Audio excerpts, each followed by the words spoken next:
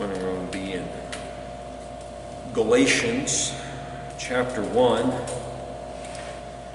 going to begin a look at the book of Galatians. We're going to work our way through Galatians over the course of the summer. And much of the New Testament was written by Paul. He wrote a great amount of the New Testament in the form of these letters that we have of his. And this particular book is a letter that Paul wrote to the churches of Galatia.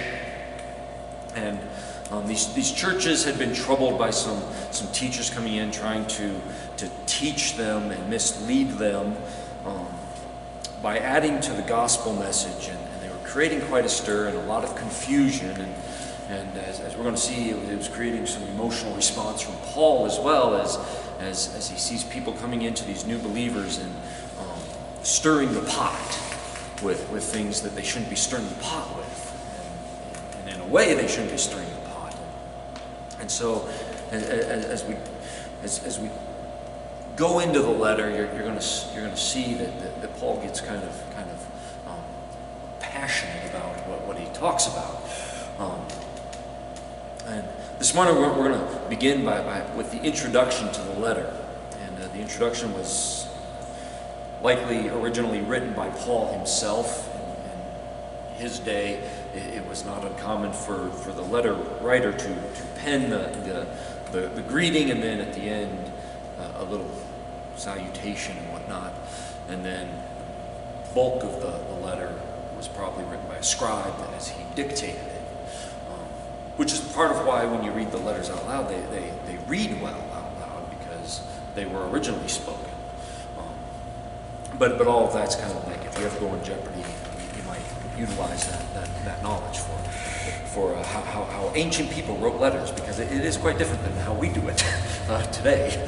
And certainly no word processors or dictation stuff. Dictation technology's gotten pretty good.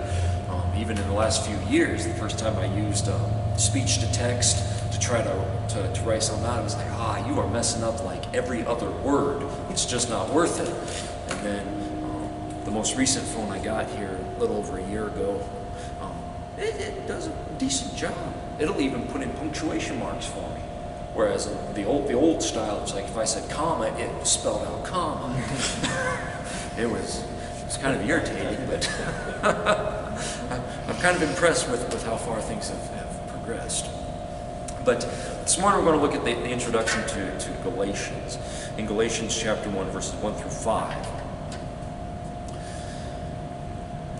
Paul, an apostle, not sent from men nor through the agency of man, but through Jesus Christ and God the Father, who raised him from the dead, and all the brethren who are with me, to the churches of Galatia.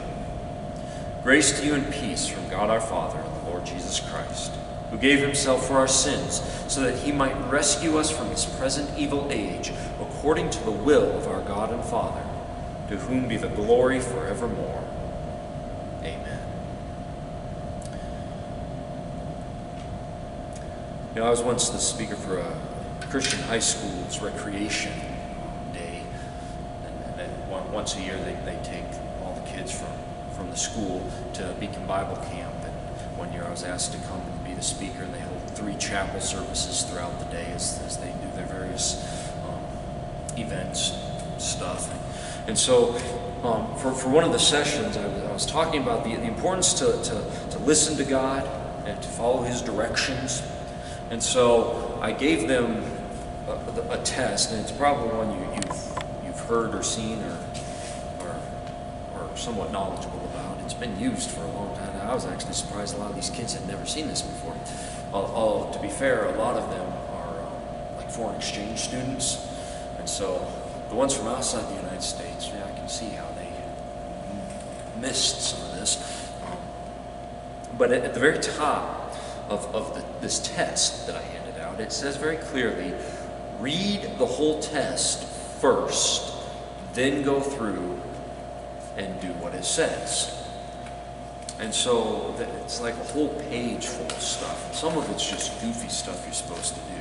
Shout out your name at one point, make a chicken sound, and just various things that are just goofy. And So, but the very last thing it says is, disregard everything above, put your name at the top of the paper, and turn this in. Well, if you read that very top instruction, it's read the whole thing first before doing anything. Well, if you read the whole thing through first, you understand. You just put your name on it and you turn it in. But more than half of the kids were sitting there clucking like chickens and screaming. And I forget what all was on there, but it was kind of funny, and I was kind of having a hard time not laughing as I'm watching them take this test because they're failing miserably. And it's all because they just didn't read that introductory material. And unfortunately, I think sometimes that happens when we read through the Bible, and especially the letters. We just kind of gloss over some of the introductory stuff. Because, I mean, all that is just like the dear friend, right? And though it's very true that is the dear Fred, that's their version of dear Fred, or Frank, or whoever you're writing to, the reality is that they put stuff in there. And there's stuff in that introductory stuff that's very revealing. Some of it kind of gives you some information that gives some context to the letter, and not only that, but they involve truths that sometimes we take for granted and sometimes we overlook. And so as we look at the introductory lines of Paul's letter to the churches of Galatia, we want to understand this introductory stuff so that we can understand the context of the letter to the Galatians, because it's very revealing. There are some things that are very interesting, some things that we learn. Specifically, who wrote it, who received it, and we get a glimpse of what he's going to talk about, even in the introductory stuff. And so the first thing we notice right off the bat is that the author was Paul, the apostle. Unlike letters that we write today, where we sign at the bottom, back in the ancient world, they actually started the letter off with the sender, which is probably kind of a smart thing to do.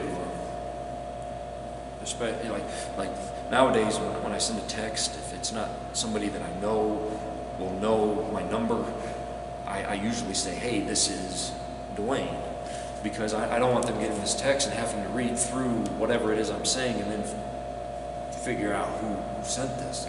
Because I've had some people text me thinking that I had their number in my phone, because I probably should have, and I didn't. So it's just this number that pops up, and either a long story or a question or something. I'm like, I don't even know who you are. And so we don't have that problem with biblical letters, because they always start off with, who's it from?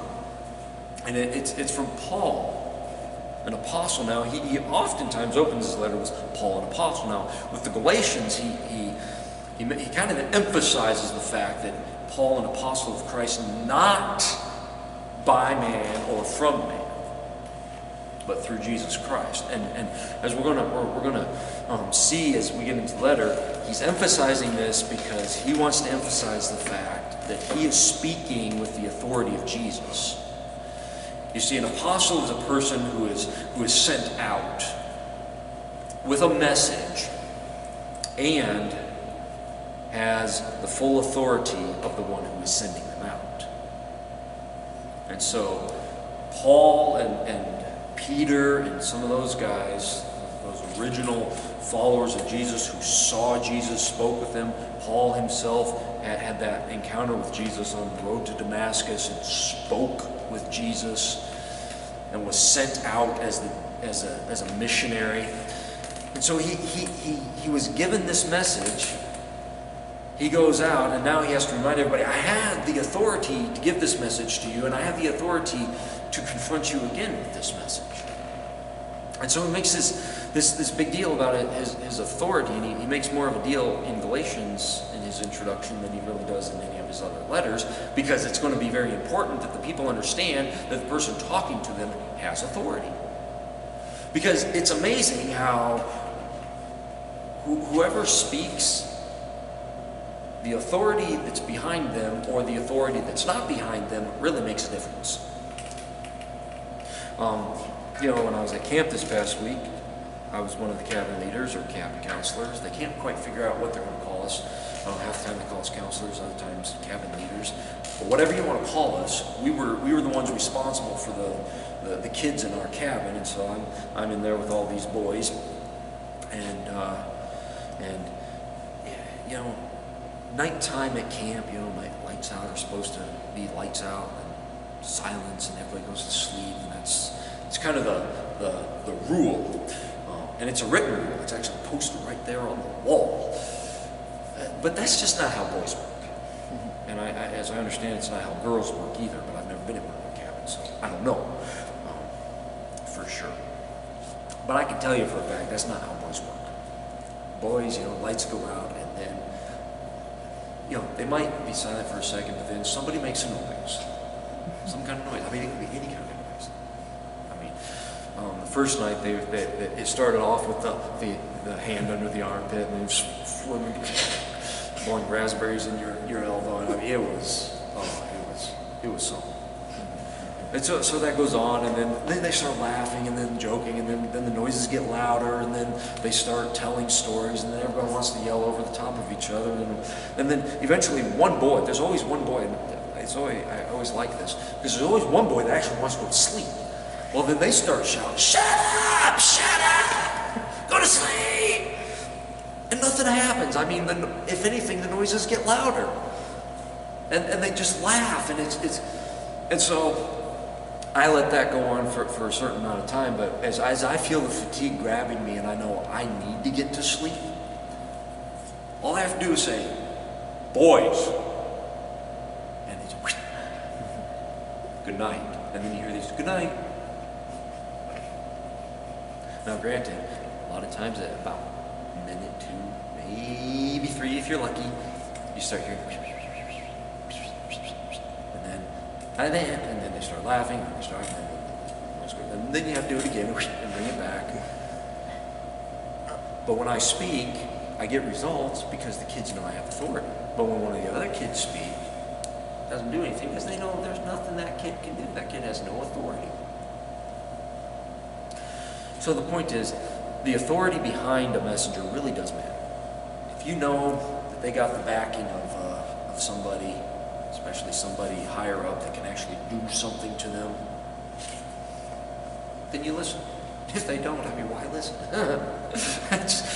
It's silliness. I mean, why would I stop making my loud noises just because somebody said it annoys me? If anything, it's like, oh, good. I'm glad it does. And so we have Paul's clear appeal to his role as an apostle sent by Jesus.